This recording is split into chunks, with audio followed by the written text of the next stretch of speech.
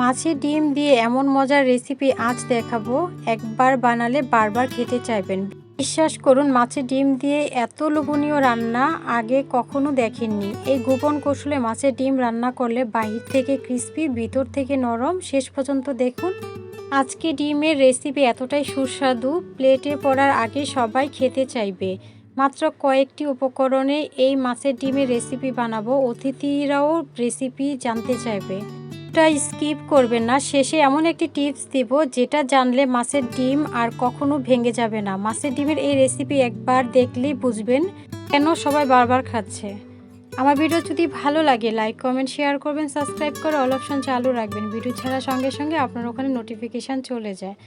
তো আমি মাছের ডিমগুলোকে এইভাবে কচলিয়ে নিয়েছি হাতে।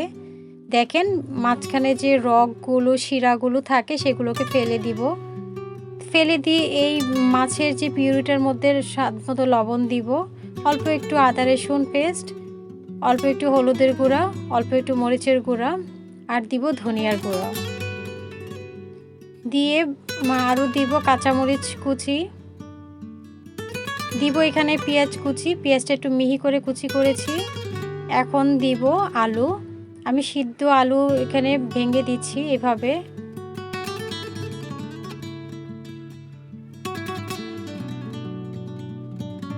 আমি 2টা আলু দিয়েছি, সিদ্ধ আলু।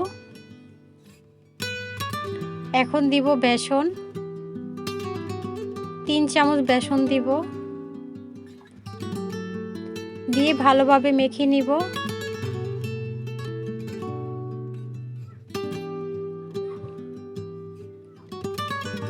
দেখেন কতটা সুন্দর মাখা হয়েছে।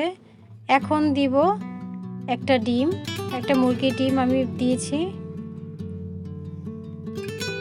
সবগুলো উপকরণ ডিমের সঙ্গে ভালোভাবে মিশিয়ে নিব একটা চামচের সাহায্যে। একদম ভালোভাবে মিশাতে হবে। বিশ্বাস করেন, এই রেসিপিটা যখন তৈরি করে খাবেন মুখে জাস্ট লেগে থাকবে। এত মজার একটা রেসিপি, আপনারা না বানিয়ে খাইলে বুঝতেই পারবেন না এটা কি পরিমাণ মজাদার। মিশানো হয়ে গিয়েছে, এখন আমি চুলাতে চলে যাব। চুলাতে একটি প্যান বসিয়ে দিয়েছি। প্যানটা গরম হয়ে আসলে এখন দিব পরিমাণ মতো তেল। তেলটা গরম আসা পর্যন্ত অপেক্ষা করব। আপনি চাইলে হাত দিয়েও দিতে পারেন। আমি একটা চামচ দিয়ে এভাবে ছোট ছোট বড়া শেপ দিয়ে দিব।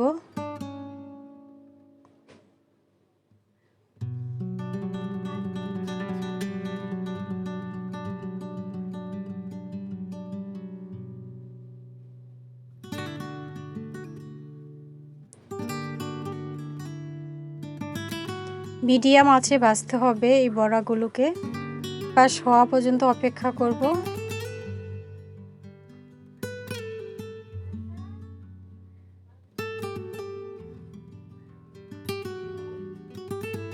এখন উল্টিয়ে দিব, আমার এক পাশ হয়ে গিয়েছে।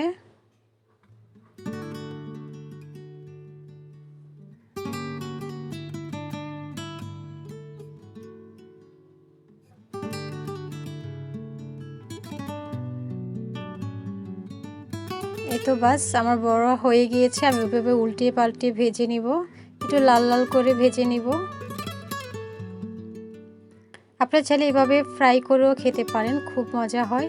আমি তো এখন ফ্রাই করছি, আমার মূল রান্না রয়ে গিয়েছে।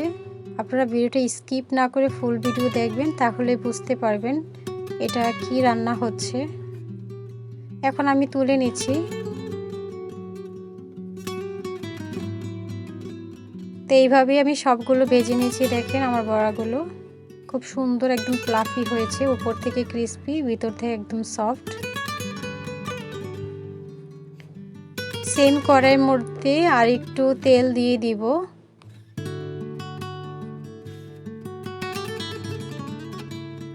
তেলটা গরম হয়ে আসলে এখন পেঁয়াজ আর কাঁচামরিচ কুচি দিয়ে দিলাম, দিয়ে অল্প ভেজে নিব। একদম ভাজা ভাজা বেরেস্তা করব না, অল্প ভাজলেই আমি সবগুলো উপকরণ দিয়ে দিব।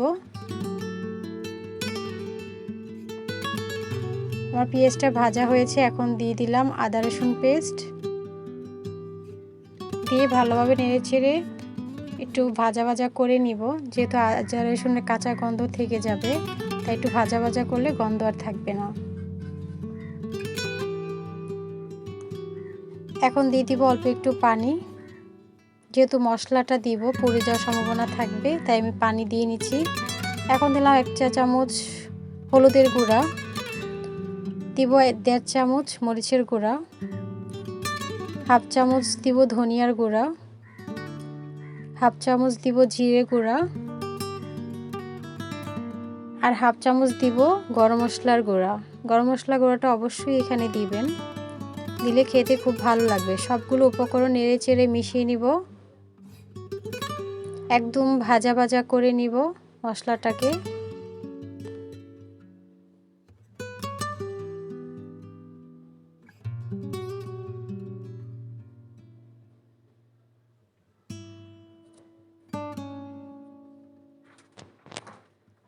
আমার মশলাটা ভাজা ভাজা হয়েছে, এই পর্যায়ে আরেকটু পানি দিব।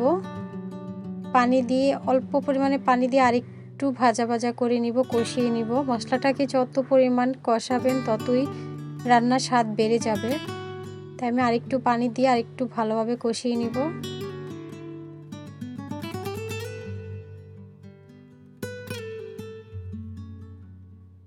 আমার মশলাটা ভালোভাবে কষানো হয়েছে, একদম পারফেক্ট হয়েছে।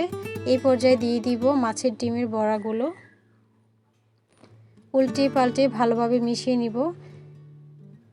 এই রান্নার কালারটা কি পরিমাণ যে সুন্দর হয়েছে, বাট ক্যামেরায় ধারণ হচ্ছে না, অনেক সুন্দর একটি কালার এসেছে।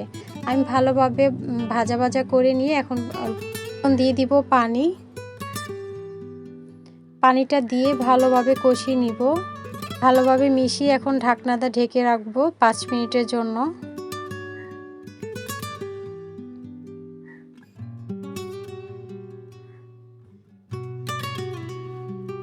তো 5 মিনিট পরে ফিরে আসলাম, দেখেন কতটা সুন্দর হয়েছে। আরেকটু নেড়ে চেড়ে মিশিয়ে নিব,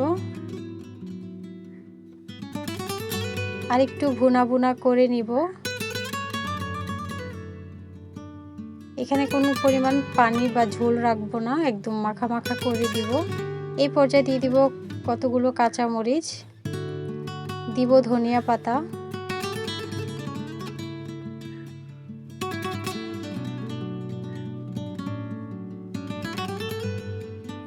এই তো আমার রান্না প্রায় কমপ্লিট হয়ে গিয়েছে। দেখেন কতটা লোভনীয় হয়েছে এই রান্নাটি।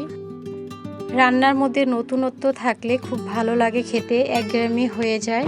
তো এইভাবে তৈরি করে খেতে পারেন মজার একটি লোভনীয় মাছের ডিমের রান্না। তা আমি আরেকটু ঢেকে 2 মিনিটের জন্য ঢেকে রাখবো।